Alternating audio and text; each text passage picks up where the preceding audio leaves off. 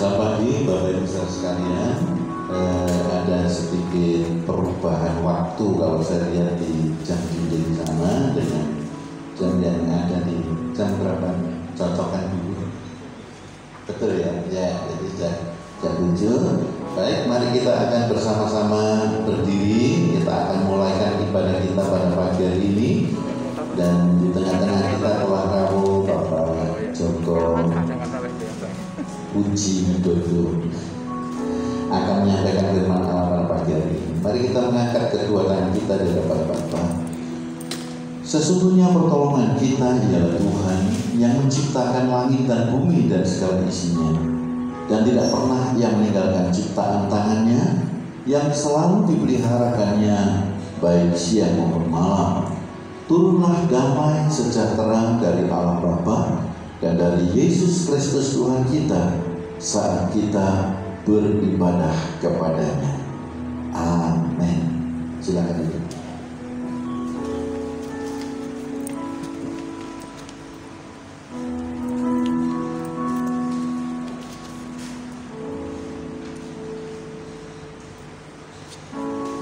Shalom.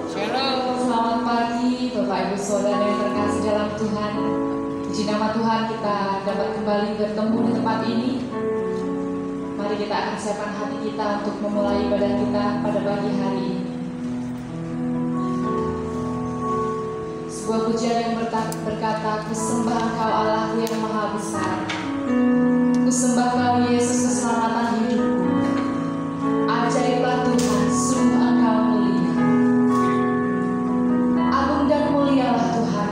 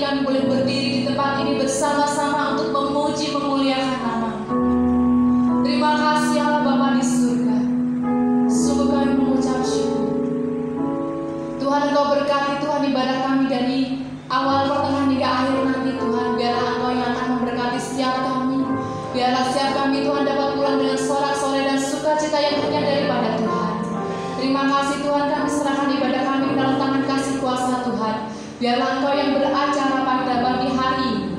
Hanya di dalam nama Tuhan Yesus ampuni segala dosa dan pelanggaran hidup kami. Hanya di dalam nama-Mu kami berdoa dan mengucap syukur. Mari semua yang percaya, kita katakan bersama-sama, haleluya, amin. Ada sukacita pagi hari ini Bapak Ibu Saudara. Beri tepuk tangan yang mulia untuk teman kita yang dahsyat, amin. Kita menyanyikan sebuah pujian, Yesusku dahsyat, ku tak ragu kepadamu Tuhan. Ada amin? Amin. Alangkah indahnya hidup di dalam Tuhan. Dia mencurahkan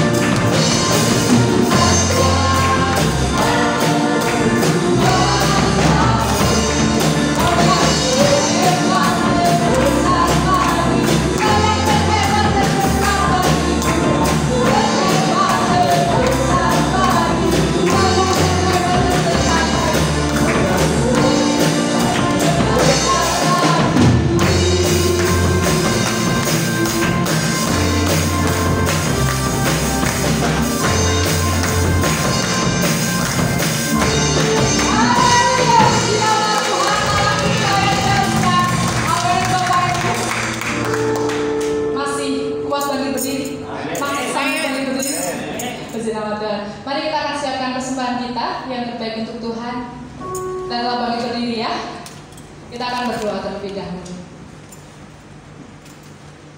Allah Bapa kami yang bertata dalam kerajaan surga yang mulia, sungguh kami mengucap syukur untuk berkat-Mu atas hidup kami. Pada pagi hari ini Tuhan, kami siap mempersembahkan yang terbaik untuk kemuliaan nama-Mu. Tuhan yang akan kuduskan persembahan kami, Tuhan yang akan sucikan persembahan kami, biarlah apa yang kami berikan dapat berkenan di hadapan-Mu Tuhan. Terima kasih Tuhan, Engkau berkati kehidupan kami. Hanya di dalam nama Tuhan Yesus kami berdoa dan mengucap syukur. Amin. Sungguh ku bangga Bapa punya Allah seperti Engkau.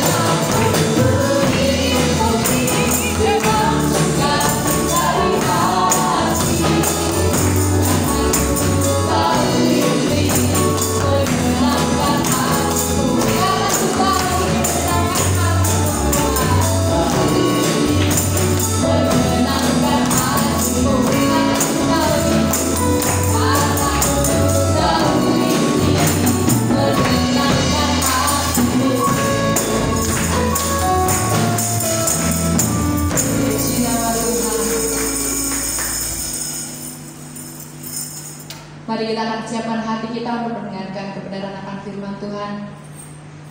Kita akan nyanyikan sebuah pujian. Engkaulah Tuhan, Engkaulah Raja yang berdaulat atas hidupku. Kami rindu setiap waktu Tuhan untuk hidup di dalam kebenaran. Haleluya Yesus. Engkaulah yang kami pegang teguh Tuhan.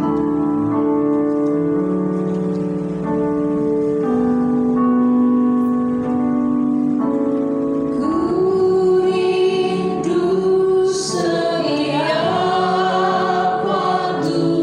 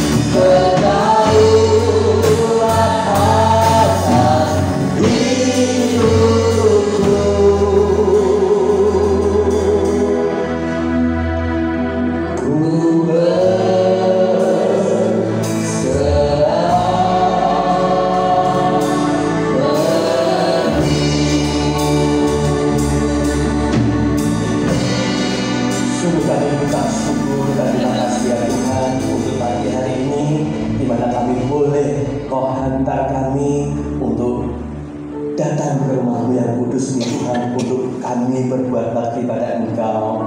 Terima kasih Tuhan untuk kesetiaan yang Kau ajarkan pada diri kami.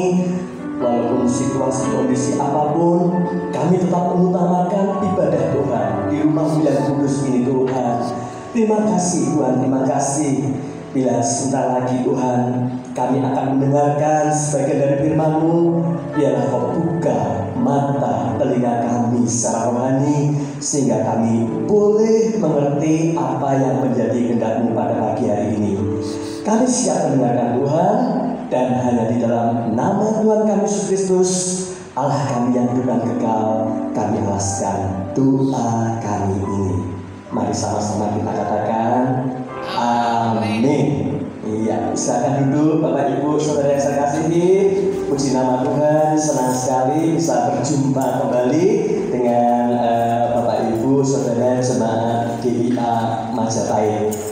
Iya, kalau perkenalan ini sudah kenal ya, sudah berkali-kali di sini, jadi pasti sudah mengenal dan nama saya mudah sekali dihafal ya.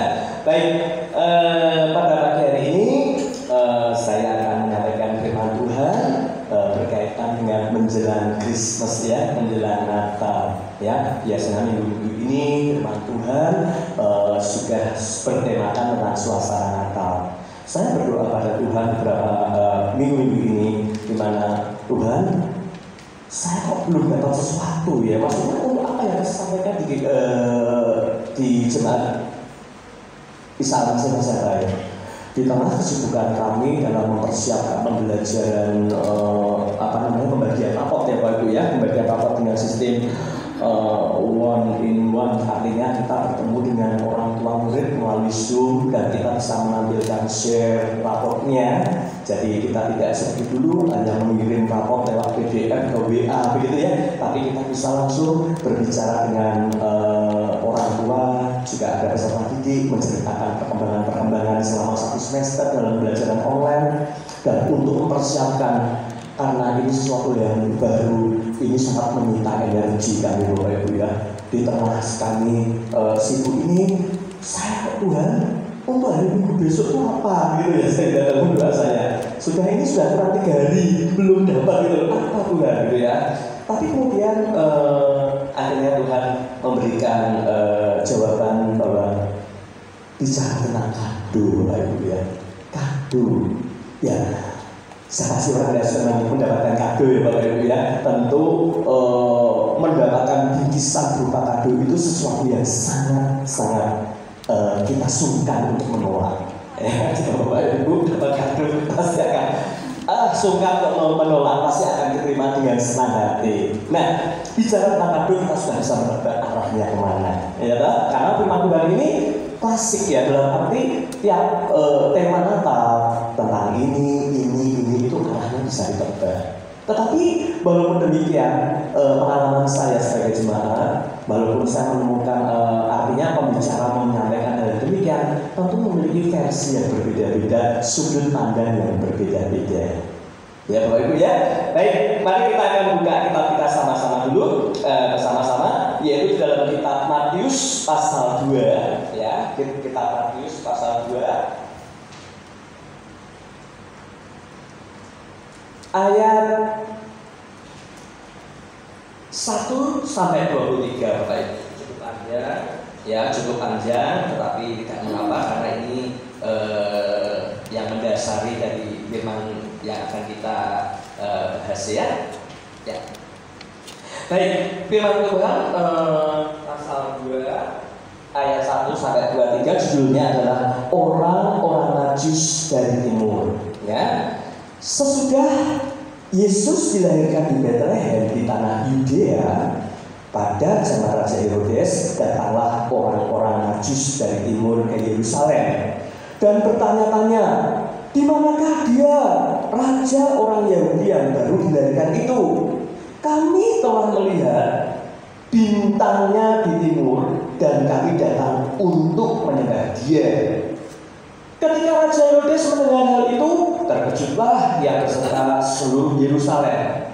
Maka dikumpulkannya semua imam, kepala dan ahli Taurat bangsa Yahudi, lalu dimintanya keterangan dari mereka di mana Mesias akan dilahirkan. Mereka berkata kepadanya, di Betlehem di tanah Yudea, karena demikianlah ada tertulis dalam kitab Nabi. Dan engkau Betlehem tanah Yehuda, engkau sekali-sekali bukanlah yang terkecil di antara mereka yang memerintah Yehuda, karena daripadamu akan bangkit seorang pemimpin yang akan mengembalakan umatku Israel. Lalu dengan diam-diam Herodes memanggil orang-orang Majus itu dengan teliti bertanya kepada mereka, bila mana bintang itu nampak? Kemudian ia menyuruh mereka ke Betlehem, katanya, pergi dan selidikilah dengan sesama hal-hal mengenai anak itu, dan segera sesudah itu kamu menemukan dia, kabarkanlah kepadaku, supaya aku pun datang menyembah dia. Setelah mendengar kata-kata raja itu, berangkatlah mereka, dan lihatlah bintang yang mereka lihat di timur itu mendahului mereka hingga tiba dan berhenti di tempat di mana anak itu berada. Ketika mereka melihat bintang itu, sangat bersukacitalah mereka. Maka masuklah mereka ke dalam rumah itu dan melihat anak itu bersama Maria ibunya, lalu sujud menyembah dia. Mereka pun membuka tempat harta bendanya dan mempersembahkan kepadanya, yaitu emas, kemenyan, dan mur. Dan karena diperingatkan dalam mimpi supaya jangan kembali kepada Herodes, maka pulanglah mereka ke negerinya melalui jalan lain. Ya, demikianlah firman Tuhan ya Bapak Ibu ya. Nah, tadi saya mengatakan tentang kado, hadiah yang diberikan biasanya ya, yang sering terjadi itu kalau teman berulang tahun lalu kita memberikan kado. Lalu ketika saya membaca firman Tuhan ini sangat mengumumkan ya, kan Tuhan Yesus itu baru lahir ya, kan Tuhan Yesus itu belum berulang tahun, belum ada 1 tahun, baru lahir, tapi mendapatkan suatu bingkisan, gitu ya. Nah, tapi terus saya pikir-pikir juga sekarang memang eranya begitu ya Bapak Ibu ya. Teman saya ada yang baru-baruan ya, artinya barusan melahirkan, kita juga punya tradisi ya memberikan kado ya pada teman kita. Dan ternyata tuh kalau beli peralatan untuk baby ya, waduh sekarang mahal-mahal Bapak Ibu ya. Maka cara yang praktis adalah secara kolektif ya. Yuk urunan ya. Kalau urunan terkumpul banyak, nanti bisa memberikan barang yang lebih oke ya, misalnya keretanya, kereta atau tas untuk ibu yang mau kontrol untuk bayinya ya. Nah kalau sendirian itu biasanya jatuhnya akan jauh lebih mahal gitu ya. Nah jadi kita berbicara mengenai kado ya, jadi kado. Nah lalu kemudian orang Majus tadi, nah kita bicara tentang orang Majus ya. Orang Majus memberi kado Bapak Ibu ya, memberikan hadiah tadi ya. Kita tahu yang pertama adalah emas ya, emas. Emas adalah barang yang boleh diartikan di sini merupakan barang yang berharga ya, barang yang berharga. Ya, memang orang di dalam kondisi kelebihan ya. Saya kok kurang nyaman bentur-benturnya ya sebenarnya. Karena ini hasilnya itu baru, yang lama itu ketinggalan di kantor. Jadi ini kok ketepuk nengkung gitu loh. Ya, biasanya tuh saya pakai itu sudah jeder gitu loh, sudah enak juga ini kok ganjel-ganjel ya. Jadi sedikit mengganggu pandangan saya nih ya. Nah ini kandidat terus tergulung barusan buka di sini tadi.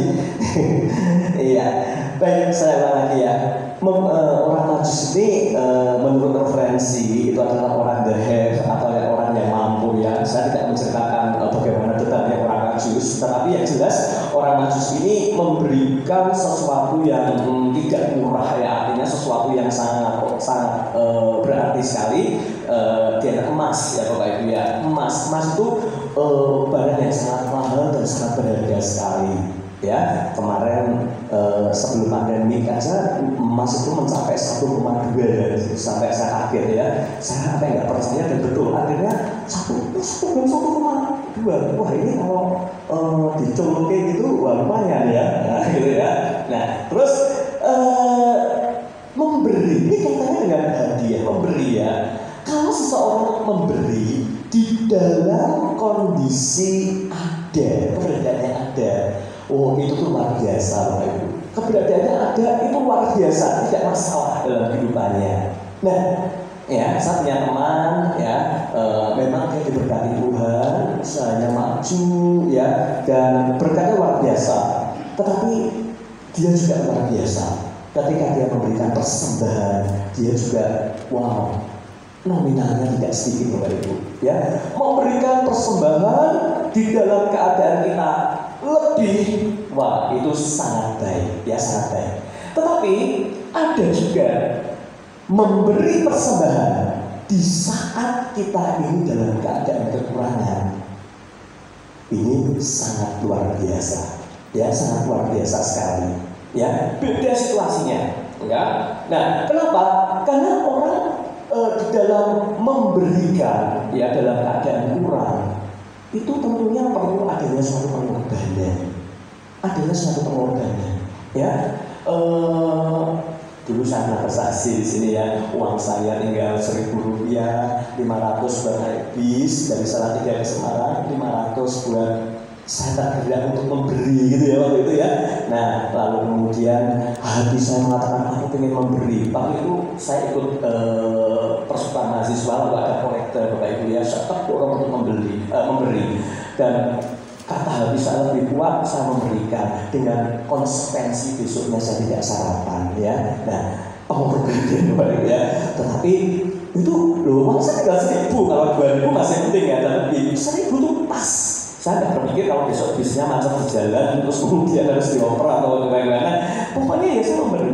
Dan memang mata Tuhan itu tidak menutup ya. Artinya ketika saya pulang dari persoalan doa itu, cuaca itu kayak kemarin-kemarin Bapak Ibu ya, gerimis dingin, belum sampai ke tempat kos saya, perut saya udah kucuk-kucuk Bapak Ibu ya. Walah, udah lapar banget ya. Tetapi Tuhan itu baik ya.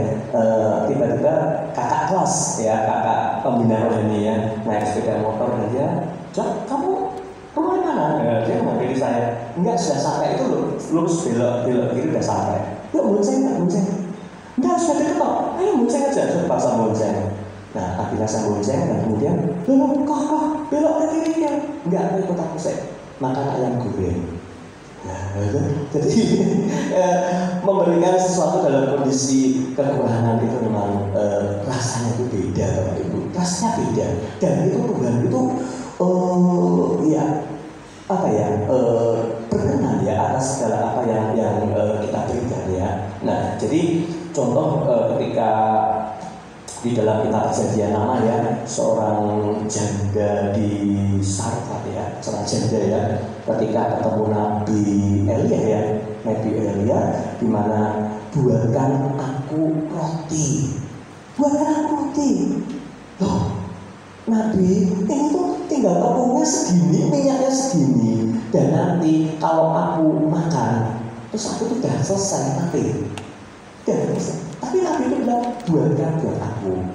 Lalu apa yang dilakukan? Sebenarnya kalau kita baca di Alkitab ya, si janda itu membuat roti dan kemudian diberikan Nabi itu. Saya berpikir, kenapa ya janda itu mau buat roti? Tadi sebelumnya dia ngomong, buat apa? Ini buat aku dan anakku. Ada kata-kata, setelah ini aku akan mati. Nah, kemudian saya ngomongkan, setelah ini saya akan mati. Ya, saya terjemahkan bahwa lebih baik kita berbuat sesuatu, nanti juga saya akan dipanggil Tuhan kok dan mati kok, ya kan? Nah, lebih baik kita berbuat baik, berbuat sesuatu berguna bagi orang lain. Nah, setelah itu juga mati. Ya, itu sama dengan kehidupan kita ya. Sebelum kita dipanggil Tuhan, yuk kita juga belajar memberi, berbuat sesuatu, dan tentu Tuhan akan berkenan atas kehidupan kita. Amin Bapak Ibu. Amin. Puji nama Tuhan. Iya itu ya. Oke. Sebentar saya pakai lagi kacamata saya ya. Karena ini ya. Iya. Lalu kemudian kita bicara tentang kemenyan ya Bapak Ibu ya. Kemenyan. Wah, bicara kemenyan ini bisa diartikan tentang doa, pujian dan penyembahan kita kepada Tuhan. Saya bayangkan gini Bapak Ibu, kemenyan ya, kemenyan itu kalau dibakar itu kan menimbulkan aroma, asapnya itu sudah dan aromanya. Nah, saya menerjemahkan sendiri Bapak Ibu. Kalau orang sekarang berpikir bau kemenyan ya horor, yang ngeri, mistik gitu ya, horor. Tapi pada waktu itu kan tidak ada, pada zaman dulu itu kan belum ada parfum fragrance yang mahal, yang enak-enak, yang aromanya ya. Adanya ya menyan itu memang saya katakan tadi kalau dibakar, wah akan mulek dan kemudian menghasilkan aroma yang ya harum pada zamannya ya, pada eranya ya. Nah, itu digunakan untuk ritual, untuk menyembah begitu ya Bapak Ibu ya. Makanya saya lalu ngeh dengan ada orang berdoa dengan kata-kata demikian. Semoga doa kami menjadi dupa yang harum gitu ya, dupa yang harum bagimu Tuhan. Itu mengibaratkan itu kayak asapnya kemenyan itu naik ke atas gitu ya Bapak Ibu ya. Nah, bicara mengenai kemenyan ini saya punya dua pengalaman ya Bapak Ibu ya. Memang sih benar. Yang pertama itu waktu itu saya diajak orang tua saya itu Kristen, tapi Kristen KTP Bapak Ibu. Jadi saya pada waktu masih kecil SMP sampai SMA itu diajak waktu SMP ya, SD sama SMP saya diajak bahasa Jawanya itu ngalap berkah Bapak Ibu. Jadi karena orang tua saya itu pedagang, pengen mendapatkan supaya laris gitu ya, bukan dukun mencari pelarisan bukan, tapi pergi ke mungkin Pak Solo tahu ya, ke Bariat ya. Bariat itu ada tempat makam gitu ya, makam Ki Ageng Pandanaran gitu ya. Nah ternyata ramai sekali pada suasana kuburan Pak Ibu. Tapi di tengah kuburan itu ada pendopo, itu ada kuburannya Ki Ageng Pandanaran itu ya. Nah yang berkunjung ramai. Lalu kemudian untuk masuk saja harus berdesak-desak ngantri ya. Dan kemudian ketika saya berhasil masuk dengan ibu saya ya itu di dalam itu nisan yang diberi di lambu dan asap kemenyan itu bikin mulek Bapak Ibu. Lalu kemudian mama saya atau ibu saya bilang cari namanya bunga kantil ya, bunga yang kenanga itu kan ada kayak kantil yang belum kantul gitu. Nah padahal di dalam nisan itu namanya bunga mawar putih dan merah yang sudah diurai ya, itu sangat membunuh. Jadi saya kayak mencari undian gitu Bapak ya, misalnya mencari ini bunganya kayak lombok gitu loh ya, kayak bentuknya kayak lombok rawit gitu ya. Nah warnanya hijau gitu, jadi susah sekali. Nah yang saya ceritakan betapa kemenyan pada waktu itu digunakan sebagai sarana ritual ya Bapak Ibu ya. Nah itu sangat-sangat tajam baunya. Lalu kemudian yang saya ceritakan yang kedua, ini pengalaman saya tentang kemenyan juga Bapak Ibu. Jadi pada waktu itu bulan November itu kan ada event namanya Halloween ya Bapak Ibu ya. Halloween itu yang pesta pakai topeng gitu ya. Nah lalu kemudian karena saya tinggal di asrama ya untuk mahasiswa, teman-teman itu hari ini yuk ikut yuk kampus semangatnya kan pesta Halloween. Nah karena gerombolan teman-teman pada ikut ya saya tergerak untuk ikut.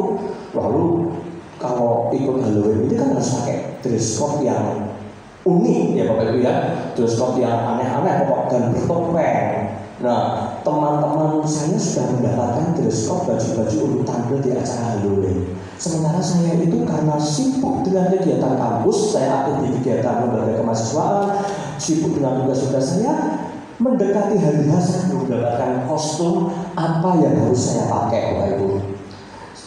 Acara mulai jam 6, pada waktu itu sudah jam sore. Saya baru pulang dari kampus dan rebahan.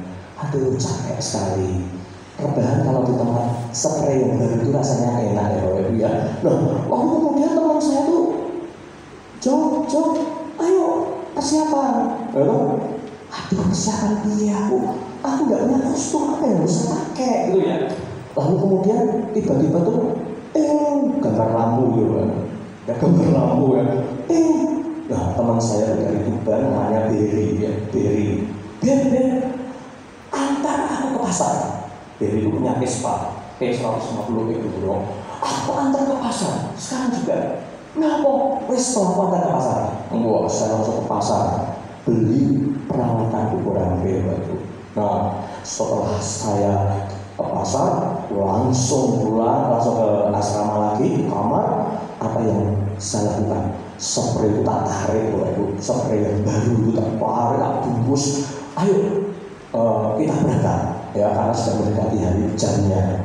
Dan itu sebenarnya saya malu ya, tapi ini saya setiap orang itu mendapatkan ingin menjadi ini ya, juara satu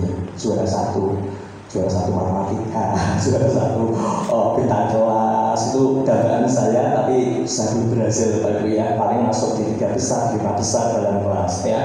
Nah lalu kemudian saya tarik spray itu masuk lantas, lalu kemudian berangkat sama teman saya si Dewi itu juga ikut, lalu kemudian sampai di kampus di kamar kecil, tolong aku dibantu, tahu nggak Bapak Ibu, saya itu Halloween mengambilkan diri sebagai pocong Bapak Ibu. Bapak Ibu saya bayangkan spray putih saya ngikut diikut, terus saya bawa bedak putih, wajah saya takut bedak putih, saya pakai kacamata Ray-Ban ya. Jadi pocong pakai kacamata Ray-Ban, Bapak Ibu bayangkan ya. Nah saya diikat berjo kenceng, wah apa udah melotrok, wah terus peralatan saya tolong anak saya beli angklung kecil tempat itu menyan Bapak Ibu. Wah, terus kemudian ketika masuk ke pintu utama, ballroom ya, saya lihat teman-teman yang lain, HP pakaiannya Cinderella, krok gitu ya bawahnya, HP Dracula, pakai jas, pakai perutnya ada speaker ada tape kecil, ada speakernya saat bunyi ketawa horor gitu ya. Wah aku lihat tuh bagus, saya tuh jadi minder Bapak Ibu. Aku melebu Bapak Ibu, aku kok ketoknya LED gitu ya, kok LED semua bagus gitu ya. Terus ketika saya mau masuk di ballroom itu terjadi perdebatan panitia. Ini nggak boleh masuk. Enggak apa-apa ini masuk, enggak apa-apa. Enggak, nanti asapnya di masuk ruangan itu kan jadi ruangan ber-AC ya. Jadi kan nanti asapnya jadi mulak gitu ya. Terus yang lain mendebat, justru ini sensasinya kan ini Halloween, atau biar horor gitu ya. Dan benar itu ringkas cerita, saya diizinkan masuk. Ya betul. Wah, acara di dalam Bapak Ibu in English, tidak boleh pakai bahasa Indonesia karena yang dilenggarakan adalah Fakultas Bahasa Inggris. Nah, terus akhirnya ya dalam acara itu harus ada pemenang Bapak Ibu. Ada pemenang. Saya tuh nggak menduga sama sekali. Saya tuh tiba-tiba tuh dipilih jadi juara 1 karena jurinya itu tuh juri orang-orang bule. Jadi dosen-dosen UKSW ya yang dari luar negeri, kalau dia lihat Dracula itu sudah biasa ya Bapak Ibu ya. Dia sudah biasa. Begitu dia saya pocong gitu tertarik dan saya dibawa ke panggung Bapak Ibu ya. Jadi dapat aplaus. Ya ampun, apakah aku harus bangga ya? Oh, sebagai juara kayak gini gitu ya. Itu pengalaman hidup saya tak terlupakan Bapak Ibu. Ya, tapi juga saya ada merasa ya waktu itu kan saya lagi proses pertumbuhan ya Pak Gideon ya, masih kaum muda, masih dibimbing kakak rohani, masih labil rohaninya ya. Nah lalu kemudian acara selesai. selesai Bapak Ibu. Ini saya merasa berdosa, sampai sekarang itu merasa berdosa. Kenapa? Karena ketika acara selesai kan pulang. Ketika pulang, dan coba kan, malah harus harus kesuwen, lebih langsung makan yang Vespa. Udah jam 10:30, jam 11 kelar Pak Ibu. Saya bonceng Vespa nggak bisa ngangkat, nyemplung itu Pak Ibu, nyemplung. Terus dia cari tegangan kok, nah total di saat 3 itu jam 10 malam itu sudah sepi. Nah, lewat jalan di Ponorogo itu ada ibu-ibu tuh menutup pintu gerbang. Begitu lihat Vespa yang belakangnya ada pocong, ibu ini teriak dan lari terbelit. Aduh, aku ketakutan luar biasa sih ibu ini. Aku merasa ya ampun Tuhan, aduh, ya perasaan berdosa, perasaan kesal gitu ya. Nah ini sedikit kita ceritakan tentang temannya ya. Nah, jadi Bapak Ibu kembali ke topik utama tadi ya. Bicara mengenai kemenyan ya. Kemenyan itu bicara tentang doa dan pujian penyembahan kita pada Tuhan ya. Karena dahulu itu kemenyan dijadikan alat untuk menyembah, untuk sarana, untuk doa-doa supaya naik ke atas. Nah, tapi untuk saat ini ya Bapak Ibu ya, kemenyan itu dapat diartikan sebagai doa kita, pujian kita dan penyembahan kita yang benar di hadapan Tuhan ya, di hadapan Tuhan. Apakah kita sudah berdoa dengan benar ya? Apakah kita sudah berdoa dengan benar? Banyak doa-doa yang kita panjatkan itu sekedar untuk memenuhi kebutuhan kehidupan kita ya. Seringkali kita hanya meminta Tuhan, yang meminta, tetapi kita kadang tidak berucap syukur atau melupakan apa yang sudah Tuhan berikan kepada kita. Memang berdoa itu kadang saya pikir juga saya pernah berdoa itu begini Bapak Ibu ya. Tak pikir-pikir doa saya itu kayak aneh gitu ya. Gini, pada suatu saat saya mengatakan lomba anak-anak untuk peserta didik saya untuk satu lomba. Ketemu dengan tim-tim yang lain dan saya itu juga berdoa saya itu gini. Pasti mereka juga berdoa sama loh ya, dari sekolah lain, dari sekolah Kristen juga pasti mereka juga berdoa. Saya berdoanya begini, Tuhan, secara manusia pasti saya ingin menang, pasti juga tim-tim yang lain juga berdoa karena pada Engkau ya Tuhan, saya tahu pasti berdoa. Tapi kalau boleh jujur, saya lihat anak-anak didik saya sudah latihan sampai begitu dan sudah persiapan kayak gini, saya ingin menang Tuhan. Tetapi semua itu tergantung pada Engkau Tuhan ya. Kalau Engkau berkehendak, saya senang sekali. Kalau tidak, ya beri kepercayaan anak-anak saya gitu. Jadi saya tidak bisa doa memaksa Tuhan. Tim saya sudah Tuhan. Dalam harus menang Tuhan. Nah, kayaknya memaksa kehendak Tuhan ya Bapak Ibu ya. Tapi Tuhan, kalau maunya aku ingin menang, tim ini ingin menang. Tapi kalau memang tidak Tuhan, ya hibur peserta didik saya gitu ya. Jadi kita tidak tidak melakukan doa yang salah. Karena apa? Karena ya Tuhan jadi bingung juga ya. Karena bersama juga berdoa, saya juga berdoa Tuhannya ini minta. Ya memang kemenangan itu tergantung dari kan yang ditampilkan dan nanti Dewan Juri yang akan menilai gitu ya. Oke, kemudian juga pujian yang sering kita lakukan, kita memuji Tuhan itu juga apakah kita hanya sekedar memuji tapi hati kita kosong ya. Seringkali kita memuji tapi kedalaman hati kita itu kosong. Kita nggak hanya ya kayaknya sukacita tapi kita nggak menghayati tema tentang pujian itu, lirik lagu itu bertema kemenangan, bertema tentang ucapan syukur. Kadang kita hanya sekedar memuji. Tapi kalau kita memuji dengan ada rasa ya untuk lagunya ucapan syukur, sambil dalam hati itu kita ya Tuhan aku tuh mengucap syukur, itu rasanya enak Bapak Ibu ya. Jadi kalau saya memuji Tuhan ya tadi itu saya nggak bisa kalau nggak gerak ya, nggak mengekspresikan. Jadi memang bukan untuk minta perhatian, tapi rasanya tuh Tuhan aku bersyukur, Tuhan aku senang gitu ya.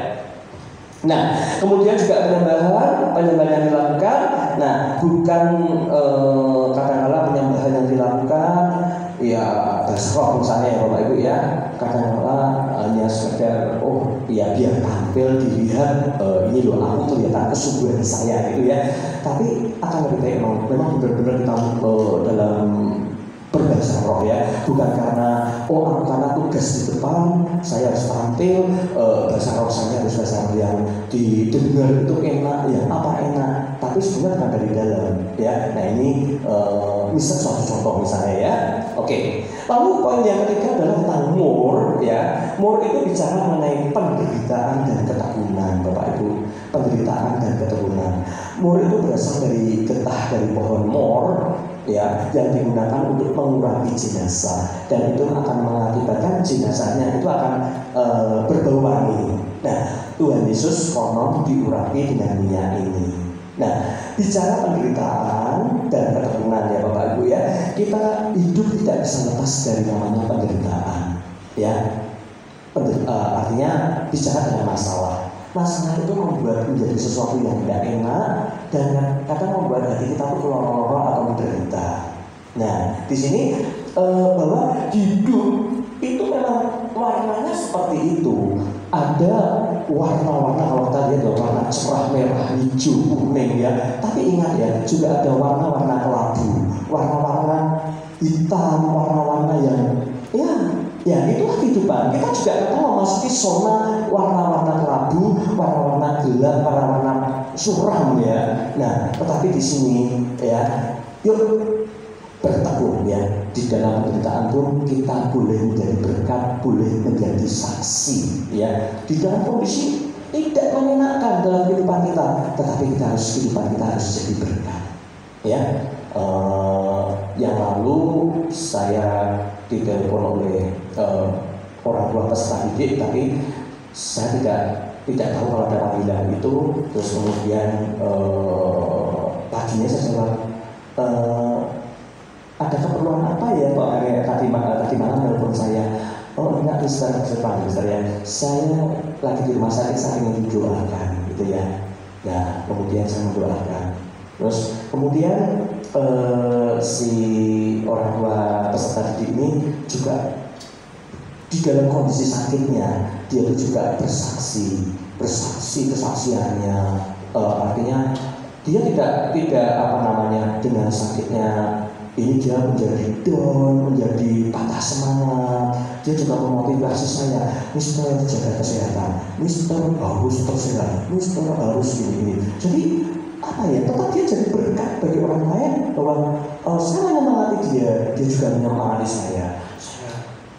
Ini merupakan bagian dari rencana Tuhan. Saya memang harus berdiam diri, saya harus diisolasi, saya harus ini menguatkan saya juga. Walaupun situasi sebenarnya nggak enak bagi orang tua peserta didik saya ini, tentu saya merasakan kondisinya not comfort, tidak nyaman, tapi dalam hidupnya itu berusaha menjadi berkat bagi orang lain. Ya, Bapak Ibu, saya akhiri Pak firman Tuhan pada pagi hari ini ya, suatu cerita yang cerita ini saya sangat berkesan sekali. Saya dapatkan dari firman Tuhan saat saya masih kaum muda, lalu saya dapatkan lagi ketika saya membaca buku dan juga VCD ya, tentang orang Majus keempat ya Bapak Ibu ya. Orang Majus keempat mungkin pernah Bapak Ibu dengar ya. Orang Majus keempat itu hanya suatu cerita yang tidak ada di dalam Alkitab ya. Hanya cerita turun-temurun, tetapi saya suka sekali dengan ceritanya. Saya senang sekali dengan ceritanya karena memiliki nilai yang sangat dalam sekali. Nah, cerita mengenai si orang Majus keempat ya, ringkas cerita saja.